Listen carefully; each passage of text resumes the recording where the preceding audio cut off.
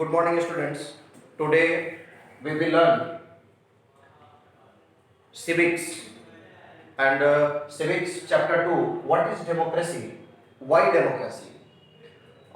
First thing, अगर आपको इस वीडियो में कहीं भी कोई प्रॉब्लम होती है तो आप मुझे कॉल कर सकते हैं 7992459736 इस नंबर पर।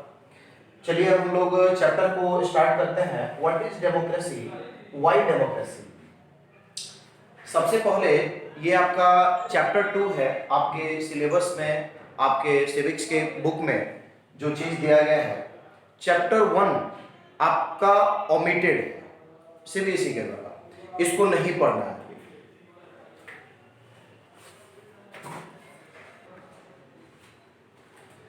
चलिए सबसे पहले मैं आपको बताऊंगा फॉर्म ऑफ गवर्नमेंट।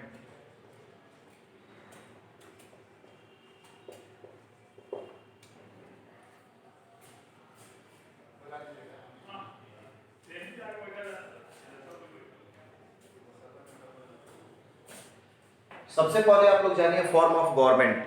कितनी तरह की सरकारें चलती है इसको आप लोगों ने पढ़ चुका होगा।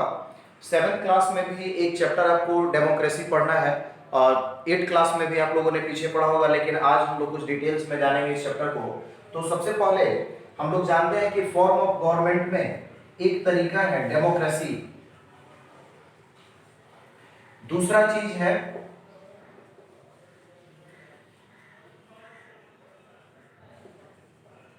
डिक्टेटरशिप और तीसरा है मोनार्की।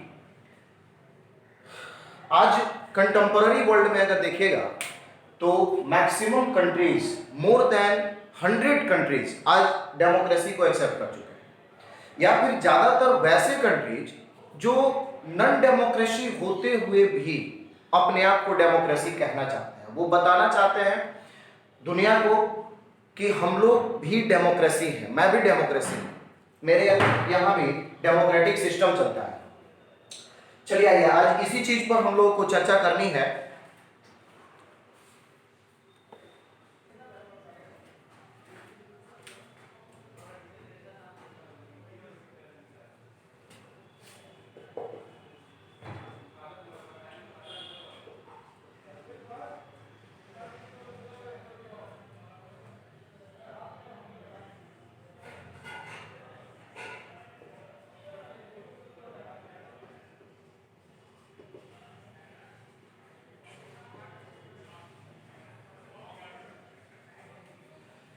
डेमोक्रेसी दो पार्ट में, एक डायरेक्ट डेमोक्रेसी, एक इनडायरेक्ट डेमोक्रेसी।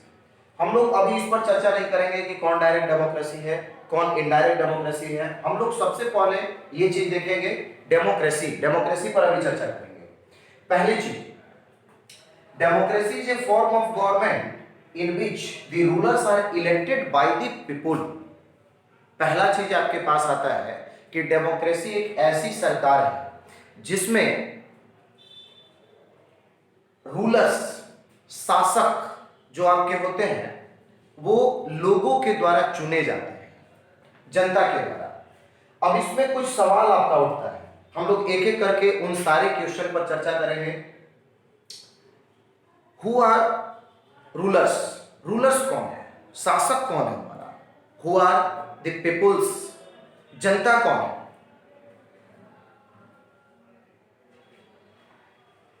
अगर पहले इस डिफिनेशन पर हम चर्चा करें कि democracy is a form of government in which the rulers are elected by the people, तो इस डिफिनेशन के बेस पर आप डेमोक्रेसी और नॉन डेमोक्रेसी में सिंपली डिफरेंसेस देख सकते हैं। यानी कि एक ऐसी सरकार जिसको जनता ने चुना हो, जो लोगों के द्वारा इलेक्ट किया गया हो, वो डेमोक्रेसी है, और जो लोगों के द्वारा नहीं चुना गया है वो डेमोक्रेसी नहीं है। आप सिंपली यही डिफरेंसेस देख पाएंगे। लेकिन प्रश्न ये उठता है कि कई बार ऐसा भी देखा जाता है कि किसी कंट्री में इलेक्शन होता है, चुनाव होता है, लेकिन वो डेमोक्रेसी नहीं। इलेक्शन होने के बावजूद भी वो डेमोक्रेसी नहीं है, वो नॉन डेमोक्रेसी है।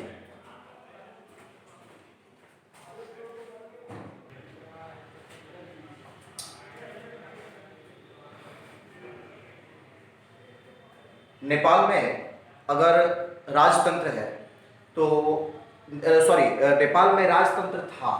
अब अगर नेपाल का राजा, उसकी राजा की बात करें, अगर मोनार्की की हम बात करें, तो राजा इसलिए राजा नहीं है कि लोगों ने उसको इलेक्ट किया है, वो इसलिए राजा है क्योंकि उसका जन्म एक राज परिवार में हुआ है। इस चीज को हमको ध्यान में रखना होगा। अब डिक्टेटरशिप की अगर बात करते हैं तो डिक्टेटरशिप सिंपली हम कह सकते हैं कि मिलिट्री रूल। अगर मिलिट्री का जनरल है, वो रूल कर रहा है कंट्री पर, तो वो इलेक्टेड बॉडी नहीं है। यानी कि डेमोक्रेसी का जो डिफिनेशन अभी हमने जाना, मैं फिर एक बार रिपीट कर रहा हूं आपको कि democracy is a form of government in which the rulers are elected by the people. यानी कि इतना जानने से सिर्फ आप सिंपली डिफाइन कर पाएंगे कि कौन सा डेमोक्रेसी है और कौन सा डेमोक्रेसी नहीं है। लेकिन इस चीज को डिटेल्स में जानने के लिए चलिए हम लोग नेक्स्ट टॉपिक में चलते हैं। आपके बुक में, एनसीईआरटी बुक में सेकंड टॉपिक आपको मिलेगा फीचर्स ऑफ डेमोक्रेसी, लोकतंत्र की विशेषता, क्या क्या इसकी विशेषताएं हैं। लेकिन इसके पहले कई क्वेश्चन हमारे सामने आते हैं। Who are the rulers in this definition, इसमें शासक कौन है, हु आर द पीपुल, जनता कौन है, लोग कौन है जो इलेक्ट करते हैं, जो इलेक्टेड बॉडी है। एक टॉपिक आपको मैं इसमें समझाने जा रहा हूं, जितना भी आपका क्वेश्चन है उन सारे प्रश्नों के जवाब आपको मिल जाएंगे। Major decisions by elected leaders, आपका टॉपिक आता है major decisions by elected leaders. In Pakistan general Pervez Musharraf led a military coup in October 1999. He overthrew a democratically elected government and declared himself the chief executive of the country. Later he changed his designation to president and 2002 held a referendum in the country that granted him a 5-year extension. सबसे पहले मैं आपको एक word clear कर दूं, referendum. What do mean by referendum, what is referendum? Referendum क्या होता है? रेफरेंडम में कहीं कोई प्रोसेस, प्रक्रिया करके कोई चुनाव नहीं होता है, कोई इलेक्शन नहीं होता है। रेफरेंडम का मतलब होता है बाई रेजिंग हैंड्स और सेइंग यस और नो, मतलब कि इसमें भी एक तरह से इलेक्शन होता है, चुनाव होता है, लेकिन इसमें चुनाव की कोई प्रक्रिया नहीं होती, कोई ऐसा मशीन नहीं होता, कोई बैलेट पेपर नहीं होता। इसमें सिर्फ हाथ उठाकर यस और नो कहना होता है और उसी के आधार पर चुनाव होता है। चलिए अब मैं थोड़ी कहानी समझाता हूं आप लोगों को इसका। पाकिस्तान में 1999 में परवेज मुशर्रफ अपने आप को वहां के चीफ एग्जीक्यूटिव अपने आप को डिक्लेयर कर दिए। चीफ एग्जीक्यूटिव डिक्लेयर करने के बाद उन्होंने अपना डेजिग्नेशन बाद में चेंज किया और अपने आप को वहां का प्रेसिडेंट डिक्लेयर कर दिया कि वो वहां के प्रेसिडेंट बन गए। अब 2002 में उन्होंने एक रेफरेंडम करवाया। ध्यान से समझिएगा, यहां पर बात हो रही है इलेक्शन की। हम लोग डेमोक्रेसी को समझ रहे हैं और डेमोक्रेसी में अब हम लोग को यह समझना है, अभी जो पॉइंट हम लोग पढ़ रहे हैं इसमें यह समझ रहे हैं कि कहीं पर अगर इलेक्शन होता भी है तो क्या वो डेमोक्रेसी है या नहीं है। हम लोग कैसे इसको अंतर कर पाएंगे कि कौन सा डेमोक्रेसी है और कौन सा डेमोक्रेसी नहीं है। अब 2002 में उन्होंने एक रेफरेंडम करवाया, मतलब लोगों को इकट्ठा किया और वहां से हाथ उठाकर यस नो करवाकर कि बताइए कि आप लोग हमारे फेवर में हमको सपोर्ट करते हैं, ऐसा करके उन्होंने एक रेफरेंडम करवाया। रेफरेंडम करवाने के बाद उन्होंने अपना जो टर्म था वो 5 साल और एक्सटेंड कर दिया कि हम 5 साल के लिए और प्रेसिडेंट यहाँ के रहेंगे पाकिस्तान के। जबकि वहां का जो ह्यूमन राइट कमीशन था, मानवाधिकार आयोग पाकिस्तान का, उसके बाद वहां की जो मीडिया थी, जो पॉलिटिकल एक्टिविस्ट थे, वो लोग, इन सभी लोगों ने ये बात भी कही कि ये रेफरेंडम फ्रॉड के बल पर कराया गया है, ये रेफरेंडम सही नहीं है और इसको उन लोगों ने फ्रॉड डिक्लेयर कर दिया।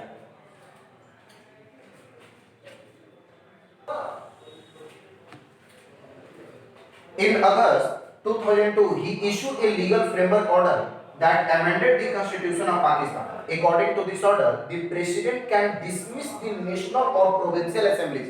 आप अपने बुक में, जब आप इस वीडियो को देखिएगा तो आप अपना किताब निकालिए, सामने बुक रखिए अपने, और उसके बाद में उस बुक के एक लाइन पर ज्यादा जोर दीजिएगा। In August 2002, he issued a legal framework order that amended the Constitution of Pakistan. अगस्त 2002 में परवेज मुशर्रफ ने एक लीगल फ्रेमवर्क ऑर्डर पास किया, और ऑर्डर पास करने के बाद इस ऑर्डर में उन्होंने ये डिक्लेयर किया कि वो कॉन्स्टिट्यूशन को अमेंड कर रहे हैं, यानी कि संशोधित कर रहे हैं, कुछ परिवर्तन ला रहे हैं, पुराने कुछ नियमों को वो बंद कर रहे हैं, कुछ नियमों को, नए नियमों को जोड़ रहे हैं, उसमें कुछ लॉ को अमेंड किया उन्होंने। अमेंड करने के बाद उन्होंने एक सबसे बड़ी चीज की कि अकॉर्डिंग टू दिस ऑर्डर, इस आदेश के आधार पर the president can dismiss the national और प्रोविंशियल असेंबली। प्रेसिडेंट के पास ये पावर हो गया कि वो कभी भी वहां पाकिस्तानी पार्लियामेंट को या स्टेट असेंबली को डिसमिस कर सकते थे। ये पावर हमारे यहाँ प्रेसिडेंट को नहीं है, लेकिन वो एक स्पेशल सर्कमस्टांसेस है, वहां पर प्रेसिडेंट को इनॉर्मस पावर दे दिया गया इस अमेंडमेंट के लिए। ये संशोधन जब किया गया तो इस संशोधन में प्रेसिडेंट के पास बहुत ज्यादा पावर आ गया। अब देखिए आगे का लाइन आप लोग एक बार बुक में देखिएगा। The work of the civilian cabinet is supervised by a national security council which is dominated by military officers। अब ध्यान दीजिए, फिर से एक वर्ड इसमें आ रहा है, सिविलियन कैबिनेट। अब सिविलियन कैबिनेट का मतलब था, सिविलियन कैबिनेट, सिविलियन कैबिनेट का मतलब है कि लोगों के द्वारा जिस कैबिनेट का गठन किया जाता है, यानी कि जहां इलेक्टेड रिप्रेजेंटेटिव रहते हैं, that is called civilian cabinet. अब ये सिविलियन कैबिनेट, इस बात को यहां ध्यान दीजिएगा कि सिविलियन कैबिनेट जो वहां का था, वो सिविलियन कैबिनेट मिलिट्री ऑफिसर्स के द्वारा डोमिनेट किया जाता था, मतलब कि उसको आर्मी कंट्रोल करती थी। ध्यान दीजिए, हमने शुरू में एक डिफिनेशन के साथ स्टार्ट किया था कि democracy is a form of government in which rulers are elected by the people. यहां सिविलियन कैबिनेट की भी बात हो रही है, दैट मीन्स कि वहां का कैबिनेट लोगों ने चुन के लाया, लोगों के द्वारा चुन के बनाया गया, और उसके बाद उस कैबिनेट को कौन सुपरवाइज कर रहा है? Military officers. इसका मतलब कि सुप्रीम पावर किसके हाथ में गया? मिलिट्री ऑफिसर्स के हाथ में, बल्कि इलेक्टेड बॉडी के हाथ में नहीं गया। यानी कि डेमोक्रेसी वो कहलाएगा कि जो जनता के द्वारा चुना गया लोग है, इलेक्टेड बॉडी है, वो इलेक्टेड बॉडी के हाथ में सुप्रीम पावर हो, जो पाकिस्तान में हमको नहीं दिख रहा है। चलिए आइए नेक्स्ट लाइन पर हम लोग भी एक बार देखते हैं। After passing this law, elections were held to the national and state assembly. So Pakistan has had elections. Elected representative have some powers, but the final power rests with military officers and General Musharraf himself. जनता के द्वारा चुना तो गया, बाद में चुनाव हुई, सरकार बनी, लेकिन सरकार बनने के बाद भी सुप्रीम पावर किसके हाथ में चला गया? मिलिट्री ऑफिसर्स के हाथ में और परवेज मुशर्रफ के हाथ में। अब देखिए, डेमोक्रेसी में भी दो तरह का डेमोक्रेसी हमने यहां बताया, एक डायरेक्ट डेमोक्रेसी, एक इनडायरेक्ट डेमोक्रेसी। इसके अलावा एक सिस्टम और भी है, पार्लियामेंट्री डेमोक्रेसी और प्रेसिडेंशियल फॉर्म ऑफ डेमोक्रेसी, जैसे अमेरिका में चलता है। अमेरिका में आपको प्रेसिडेंट के हाथ में सुप्रीम पावर है, इंडिया में पार्लियामेंट के हाथ में सुप्रीम पावर है। अब देखिए यहां पर बात हुई कि चुनाव हुआ, लेकिन चुनाव होने के बाद भी पावर, सुप्रीम पावर किसके हाथ में गया? तो सुप्रीम पावर गया मिलिट्री के हाथ में और प्रेसिडेंट के हाथ में। जो प्रेसिडेंट इलेक्टेड बॉडी नहीं है, वो मिलिट्री के जनरल से अपने आप को अपना डेजिग्नेशन प्रेसिडेंट का देते हैं, बाद में कॉन्स्टिट्यूशन को अमेंडमेंट करते हैं। चलिए आइए नेक्स्ट हम लोग देखेंगे। Clearly there are many reasons why Pakistan under general Musharraf should not be called a democracy, but let us focus on one of this. Can be said that the rulers are elected by the people in Pakistan? No, quit. People may have elected their representative to the national and provincial assembly, but those elected representative are not really the rulers. इसमें कह रहा है कि अब परवेज मुशर्रफ के under में आप पाकिस्तान को डेमोक्रेसी नहीं कह सकते हैं। क्यों नहीं कह सकते हैं? तो उसके पीछे फिर वही कारण बता रहा है कि नेशनल और प्रोविंशियल लेवल पर चुनाव हुआ, लेकिन ये चुनाव होने के बावजूद भी इसको आप डेमोक्रेटिक इलेक्शन नहीं कह सकते हैं, लोकतांत्रिक चुनाव नहीं कह सकते हैं। अब उसके पीछे क्या है? कारण क्या है कि जो पावर है वो रूलर के हाथ में नहीं है, यानी कि जो इलेक्टेड बॉडी है उनके पास सम पावर को होल्ड करते हैं, जबकि supreme power non elected body hold करता है। They can not take the final decision, the power to take final decision rest with army officials and with General Musharraf, and none of them are elected by the people. This happens in many dictatorships and monarchies. They formally have an elected parliament and government, but the real power is with those who are not elected. In the last chapter, we read about the role of USSR in communist Poland and that of US in contemporary Iran. Here, the real power was with some external powers and not with locally elected representative. This cannot be called people's rule. उसी बात को बस इस पे समझाया हुआ है कि यही चीज आपका डिक्टेटरशिप जहां होता है वहां होता है, जहां पर मोनार्की होता है वहां होता है कि वहां इलेक्टेड बॉडी के अगर चुनाव होता भी है तो इलेक्टेड बॉडी के हाथ में रियल पावर नहीं होता है, बल्कि रियल पावर वैसे व्यक्ति के हाथ में होता है जो नॉन इलेक्टेड होते हैं, यानी राजा के हाथ में होता है या फिर मिलिट्री का जो सबसे बड़ा ऑफिसर्स होगा उसके हाथ ऑफिसर्स होंगे उनके हाथ में रियल पावर होता है। इसका मतलब आप लोग इस पॉइंट को हाईलाइट कीजिए, इन ए डेमोक्रेसी, इससे आपको क्लियरली पता चलता है कि in a democracy the final decision making power must rest with those elected by the people. यानी कि पहला चीज आपने डेमोक्रेसी का डिफिनीशन जाना, दूसरा चीज आपने इसमें जाना कि डेमोक्रेसी आप उसको कहेंगे कि जिसमें फाइनल डिसीजन लेने का पावर इलेक्टेड बॉडी के हाथ में हो। यहां पर इलेक्टेड बॉडी के हाथ में फाइनल डिसीजन लेने का पावर नहीं है। So Pakistan is a non democratic country. चलिए अब हम लोग नेक्स्ट टॉपिक की तरफ चलते हैं।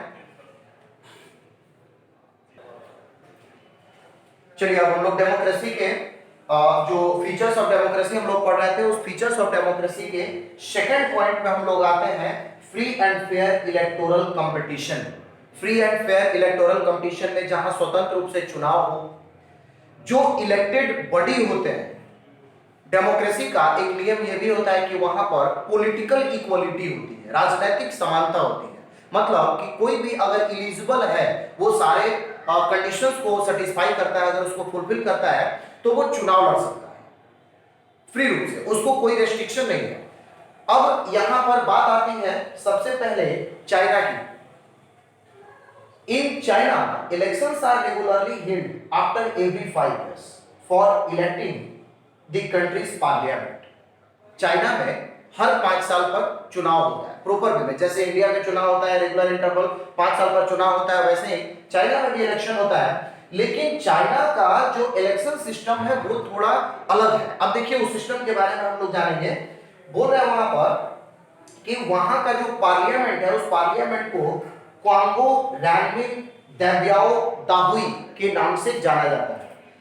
चाइनीज पार्लियामेंट का नाम फिर से एक बार जान लीजिए, आपके बुक में लिखा हुआ है क्वांगो रेनमिन दैब्याओ दाहुई, जिसको नेशनल पीपुल्स कांग्रेस के नाम से भी जानते हैं। चलिए आइए, The National People's Congress has the power to appoint the president of the country. It had nearly 3,000 members elected from all over China. उसके पास यानी कि नेशनल पीपुल्स कांग्रेस के पास ये पावर है कि वो चाइना का प्रेसिडेंट अपॉइंट कर सकता है, लेकिन अपॉइंट करने के बावजूद भी अगर वो अपॉइंट करता है, अब देखिए अप्रॉक्स 3,000 मेंबर उसमें होते हैं, इलेक्टेड बॉडी होती है। सवाल उस पर नहीं है, सवाल है कि वो कैसे इलेक्शन करवाता है, क्या उसका इलेक्शन फ्री एंड फेयर है, क्या वो निष्पक्ष रूप से चुनाव कराता है, क्या सब कोई जो भी चाहे उसमें चुनाव में हिस्सा ले सकता है, अगर एलिजिबल पर्सन है तो, अगर वो ले सकता है। देखिए some members are elected by the army before contesting election, a candidate need the approval of the Chinese Communist Party। आपका सवाल यही है मेन चीज, और मेन चीज जानने वाला भी यही है। अब उसमें कुछ ऐसे लोग भी होते हैं जो आर्मी से होते हैं। हमारे यहाँ सिस्टम है कि अगर गवर्नमेंट जॉब में है उसको इलेक्शन लड़ना है तो पहले उसको रिजाइन कर देना पड़ेगा, फिर वो चुनाव लड़े, चुनाव लड़ने के बाद वो अपना पॉलिटिकल एक्टिविटी जो भी है उसका वो अपना करे, उसके लिए कोई प्रॉब्लम नहीं है। यहाँ पर उसको मेंबर चुना जाता है, आर्मी से भी मेंबर चुने जाते हैं। और सबसे बड़ी चीज है यहाँ पर कि चाइनीज कम्युनिस्ट पार्टी से पहले अप्रूवल लेना पड़ता है कि क्या मैं चुनाव लड़ सकता हूं, क्या मैं चुनाव नहीं लड़ सकता हूं। जब अप्रूवल लेने की बात आ जाती है तो यहीं से आप उसको देख सकते हैं कि ये डेमोक्रेसी नहीं, ये एक नॉन डेमोक्रेटिक कंट्री है। चलिए आइए इसको पढ़िएगा, आइए तो फिर पता चल जाएगा आपको। Only those who are member of the Chinese communist party और 8 smaller parties allied to it were allowed to contest election held in 2002-3। 2002-3 के चुनाव में जब वहां 2002-3 में इलेक्शन हुआ था तो उस इलेक्शन के दौरान सिर्फ वहां पर वही चुनाव लड़ सकते थे जो चाइनीज कम्युनिस्ट पार्टी के मेंबर थे या फिर उसके एलाइड, उसका जो एक एलाइड था, एलाइड का मतलब होता है गठबंधन, जहां पर कई पॉलिटिकल पार्टियां मिलके एक अलायंस बनाती है, एक गठबंधन बनाती है। उस सिर्फ गठबंधन के जो मेंबर थे वही चुनाव लड़ सकते थे, बाकी अदर पर्सन को चुनाव लड़ने की इजाजत नहीं थी। वहां का ये भी सिस्टम है कि अगर कोई व्यक्ति चुनाव लड़ा भी, अगर वो चाइनीज कम्युनिस्ट से अप्रूवल ले लिया, अप्रूवल लेने के बाद अगर वो चुनाव लड़ा तो चुनाव लड़ने के बाद उसको सपोर्ट करना पड़ेगा कम्युनिस्ट को, यानी कि कम्युनिस्ट की ही सरकार बन सकती है या वो एलाइड से सरकार बना सकता है या इंडिपेंडेंटली अदर किसी भी लोगों की सरकार वहां पर नहीं बन सकती है। इसलिए चाइना को हम डेमोक्रेसी नहीं कह सकते हैं, China is a non democratic country. चलिए आइए आगे देखिए। Since its independence in 1930 Mexico hold elections after every 6 years to elect its president. The country has never been under a military or dictatorship। ध्यान दे कीजिएगा, अब एक दूसरे कंट्री की कहानी आपको यहां पर मिल रही है। 1930 में मैक्सिको को आजादी मिली। आजादी मिलने के बाद वो हर 6 साल के गैपिंग पर चुनाव कराता है और अपना प्रेसिडेंट भी इलेक्ट करता है। और उसके बाद ये भी बता रहा है कि वहां पर कभी भी कोई मिलिट्री या डिक्टेटर की सरकार नहीं रही है, किसी आर्मी का रूल वहां पर नहीं रहा है। उसके बावजूद भी आप मैक्सिको को डेमोक्रेटिक कंट्री नहीं कह सकते हैं। कैसे? देखिए, but until 2000 every elections was won by party called PRI. एक चीज अब याद रखिएगा, एक पॉलिटिकल पार्टी का नाम है पीआरआई। इसका जो फुल फॉर्म है उसको भी आप लोग हाईलाइट कर लीजिएगा जब किताब सामने रख के पढ़िएगा। इंस्टीट्यूशनल रिवॉल्यूशनरी पार्टी, ये इंपॉर्टेंट है इसलिए इसको ध्यान में रखिएगा, याद रखिएगा इसको। पीआरआई का फुल फॉर्म है institutional revolutionary party. Opposition parties did contest election but never managed to win. The PRI was known to use many dirty tricks to win election. All those who were employed in government officers had to attend this party meeting. Teachers of government schools used to force parents to vote for the PRI. Media largely ignored the activities of the opposition political parties except to criticize them. Sometimes the polling booths were shifted from one places to another in the last minute, which made it difficult for people to cast their vote. The PRI spent a large sum of money in the campaign for its candidates। अब ध्यान दीजिए Mexico की कहानी पर। ये शुरू में क्या बताया कि इसने 1930 में आजादी हासिल की, उसके बाद कभी ये डिक्टेटर यहाँ नहीं आया, कभी कोई मोनार्की नहीं आया। उसके बावजूद भी इस कंट्री को आप डेमोक्रेटिक कंट्री नहीं कर सकते हैं। हर 6 साल पर यहाँ चुनाव रेगुलरली हेल्ड होता है, यहाँ किसी से परमिशन भी नहीं लेनी पड़ती। लेकिन उसके बावजूद भी जब अपोजिशन पार्टी चुनाव लड़ती है तो उस अपोजिशन पार्टी को डिस्टर्ब किया जाता है। अब ध्यान दीजिए, जितने भी गवर्नमेंट ऑफिसर्स हैं वो सारे लोग जब पॉलिटिकल पार्टी की गवर्नमेंट की मीटिंग होती है उस मीटिंग को अटेंड करते हैं। जितने सरकारी टीचर्स हैं वो पेरेंट्स को प्रेशराइज करते हैं, जो बच्चे पढ़ने आते हैं उन बच्चों के पेरेंट्स को वो लोग प्रेशराइज करते हैं कि आप पीआरआई के लिए वोट कीजिए। क्या अब एक बार इंडिया का एग्जांपल लीजिए, क्या कभी भारत में ऐसा होता है कि कोई शिक्षक या कोई गवर्नमेंट ऑफिसर्स कोई भी, ये लोग कभी किसी को प्रेशराइज करते हैं कि कभी आप इनको वोट कीजिए, उनको वोट कीजिए? ऐसा नहीं होता है। वहां पर जब मीटिंग होती है तो उसमें गवर्नमेंट ऑफिसर्स मीटिंग में हिस्सा लेते हैं, वो उसका एक पार्ट बनते हैं। उसके बाद वहां की जो मेक्सिको की जो मीडिया है, अब मीडिया भी सपोर्ट करती है पीआरआई को, यानी कि वो पीआरआई की ऑल एक्टिविटी को हाईलाइट करती है और अपोजिशन के जितने भी एक्टिविटी होते हैं अगर वो सही भी है तो उसको वो इग्नोर करती है और सिर्फ क्रिटिसाइज करती है, यानी उसकी शिकायत करती है। दैट इज, अब यही कारण है कि इसको आप डेमोक्रेटिक कंट्री नहीं कह सकते हैं। अब आपका यहां पर मेन चीज निकलता है कि and it should be possible for peoples to use these choices to remove the existing rulers if they wish so. So a democracy must be based on a free and fair election where those currently in power have a fair chance of losing.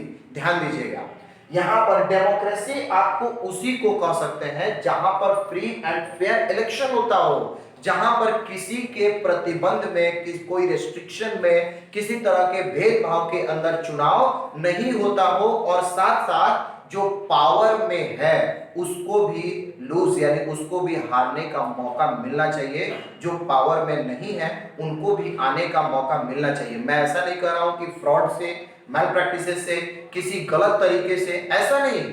चुनाव free and fair वे में अगर होगा तो जनता जिसको चाहेगी उसी को support करेगी, सरकार उसी की बनेगी, तब उस कंट्री को आप डेमोक्रेटिक कंट्री कह सकते हैं, अदरवाइज वो नॉन डेमोक्रेसी है, जैसे चाइना और मैक्सिको नॉन डेमोक्रेसी है। चलिए अब आपका नेक्स्ट टॉपिक है one person one vote one value. Students, अब इस टॉपिक पर हम लोग नेक्स्ट क्लास में चर्चा करेंगे। कल ये वीडियो फिर आपके पास आ जाएगा, बट आप घर पे हैं, सेफ रहिए, सुरक्षित रहिए, बचे रहिए। आप वीडियो को कंटिन्यू वॉच करते रहिए। जहां भी आपको कोई प्रॉब्लम हो आप मेरे नंबर पे, मेरा नंबर यहां दिया हुआ है, आप इसको नोट कर लें, और जहां भी कोई प्रॉब्लम हो आप कॉल करके मुझसे पूछ सकते हैं, कभी भी पूछ सकते हैं। किसी तरह की कोई परेशानी अगर आपको आती है, नेक्स्ट क्लास आप रेगुलर बट वॉच करते रहिए, आपका सिलेबस अप टू डेट होता रहेगा। Okay, thank you.